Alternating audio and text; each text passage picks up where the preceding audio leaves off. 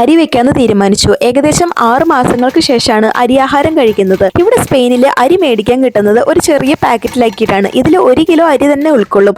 അങ്ങനെ ഒരു വലിയ ഭരണിയിലാക്കി കഴിക്കും. ഭരണി നിറഞ്ഞു. ഇച്ചാൻ എന്നെ സഹായിക്കുന്ന തിരക്കിലാണ്. പാവം. അങ്ങനെ അരി കഴുകുന്ന ഒരു മേളമാണ് ഈ കണ്ടോണ്ടിരിക്കുന്നത്. ഇച്ചാൻ അവിടുന്ന് സബോള അരിയുന്നു, ഞാൻ ഇവിടുന്ന് അരി കഴുകുന്നു. അരി കഴുകി എനിക്ക് പ്രാന്തായി പോയി. സാധാരണ ഇവിടെ ആരും അരി കഴുകാറില്ല സ്പാനിഷുകാരൊന്നും. അങ്ങനെ അരി അടുപ്പത്തേക്ക് വെച്ചു, മൂടി വെച്ചു. 15 മിനിറ്റ് ഇനി നോക്കിയാൽ മതി. ആ സമയം കൊണ്ട് നമുക്ക് പെട്ടെന്നൊരു കടലക്കറി ഉണ്ടാക്കിയാലോ. കടലക്കറി ഇവിടെ എങ്ങനെ ഉണ്ടാക്കണേന്ന് വെച്ച് കഴിഞ്ഞാൽ ഇവിടെ ടിന്നിലായിട്ട് കടല കിട്ടും. അപ്പോൾ ആ കടല വെച്ചിട്ട് നമുക്ക് കടലക്കറി ഉണ്ടാക്കിയാൽ മതി. നമ്മൾ നന്നായിട്ടൊന്ന് കഴുകണം എന്ന് മാത്രം. ഇതെല്ലാം പുട്ടുപോലെ വെന്താണ്. ഇച്ചനാണെങ്കിൽ എന്നെ ഭയങ്കര ഇറിറ്റേറ്റ് ചെയ്തുകൊണ്ടിരിക്കുകയാണ്. ഇപ്പൊ ഇച്ചൻ്റെ ഒരു ഹോബിയായിട്ട് മാറിയിരിക്കുന്നു. ഇച്ചന് വിശന്നിട്ടാന്ന് തോന്നുന്നു. അങ്ങനെയാണെങ്കിൽ ഒരു കടല തള്ളിക്കേട്ടാന്ന് വിചാരിച്ചു തള്ളിക്കേറ്റി. ഇപ്പൊ സൈലന്റ് ആയിപ്പോയി. സമയം കളയണ്ട, വേഗം തന്നെ കടലക്കറി ഉണ്ടാക്കാം. അതിന് പാൻ വെക്കുക, കുറച്ച് വെളിച്ചെണ്ണ ഒഴിക്കുക, എന്നിട്ട് സബോള ഇടുക.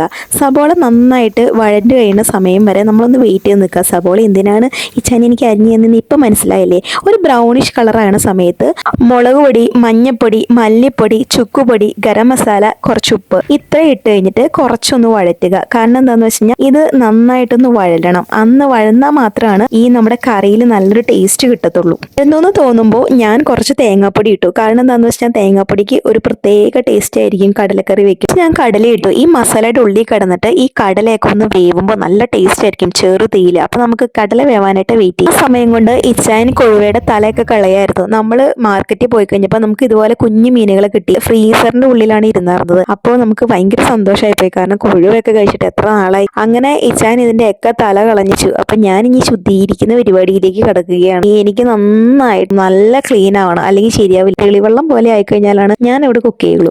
അപ്പൊ അതുപോലെ തന്നെ കൊഴുവേനെ നല്ല രീതിയിൽ അങ്ങോട്ട് കഴുകിയെടുത്തു. ഇനി നമുക്ക് കൊഴുവ ഉണ്ടാക്കാം. അതിനായിട്ട് ഒരു പാത്രത്തിലേക്ക് കുറച്ച് മുളക് പൊടി ഇടുക, മഞ്ഞപ്പൊടി ഇടുക, വെളിച്ചെണ്ണ ഒഴിക്കുക, ഉപ്പിടുക, വിനാഗിരി ഉണ്ടെങ്കിൽ വിനാഗിരി സ്വല്പം എടുക്കുക, പിന്നെ ചുക്കുപൊടി ഉണ്ടെങ്കിൽ ചുക്കുപൊടി ഇടുക. കാരണം എന്താണെന്ന് വെച്ച് കഴിഞ്ഞാൽ ഞാൻ സാധാരണ കുക്ക് ചെയ്യുന്നത് നാട്ടിൽ ഇതുപോലെയല്ല, പക്ഷേ എനിക്ക് ഇതുപോലെ കുക്ക് ചെയ്യണമെന്ന് തോന്നി. പിന്നെ അത് നന്നായിട്ട് മിക്സ് ചെയ്യുക. നമ്മുടെ കൊഴുവയും അതിനകത്തേക്ക് ഇടുക. ഞാൻ അരിപ്പയിലാണ് കേട്ടോ കൊഴുവ നന്നായിട്ട് അതിൻ്റെ വെള്ളം വാലാനായിട്ട് വെച്ചു. അത് കഴിഞ്ഞിട്ട് ഇതിൻ്റെ ഈ ഒരു കൂട്ടൊക്കെ കൊഴുവയുടെ ഉള്ളിൽ നന്നായിട്ട് പിടിക്കും.